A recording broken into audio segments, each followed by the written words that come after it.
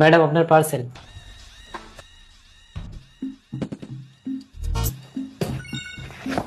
এ কি, আপনার তো 2000 টাকা হয়েছে, আপনি 10,000 টাকা দিলেন? টিপস। তাহলে এত টাকা? একটা সামান্য ডেলিভারি বয়কে জবাব দিতে হবে আমার বউ কাকে কত টাকা দেবে?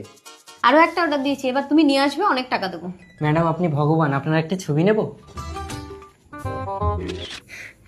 এই টাকাগুলো দিয়ে আমার বাবার চিকিৎসা করবো। ঠিক আছে। বাবা দেখো, আজকে এই টাকাগুলো একজন ম্যাডাম আমাকে টিপস দিয়েছে। এতগুলো টাকা? কোন ম্যাডাম? এই যে বাবা। আমি গরিব বলে দুধের শিশুকে ফেলে রেখে তুমি টাকার লোভে গিরিশকে বিয়ে করেছিলে, তবে আজ কেন আমার ছেলেকে টাকার লোভ দেখাচ্ছ? আমি গিরিশকে বিয়ে করেছিলাম, কিন্তু ও আমাকে একটা সন্তান দিতে পারেনি, তাই আমার সন্তান আমার চাই। আমি তোমাকে সন্তান দিতে পারিনি ঠিক আছে, কিন্তু তোমাকে মা বলে ডাকার জন্য বৃষ্টিকে আমি প্রতি মাসে 10,000 টাকা করে দিই। দুধের স্বাদ কখনো ঘোলে মেটে না গিরিশ। ও কথা বলো না মা, তাহলে চাকরিটা আর আমার থাকবে না। আর তুমি মরলেও তোমাকে খাওয়ার জন্য টাকা দিয়ে লোক রাখতে হবে বলে গেলাম। ঠিক আছে, আজ থেকে আর মাইনে নেব না, আমাকে মেনে নাও না মা। মেনে নিতে পারি, তবে মেয়ে হিসাবে না, বৌমা হিসাবে।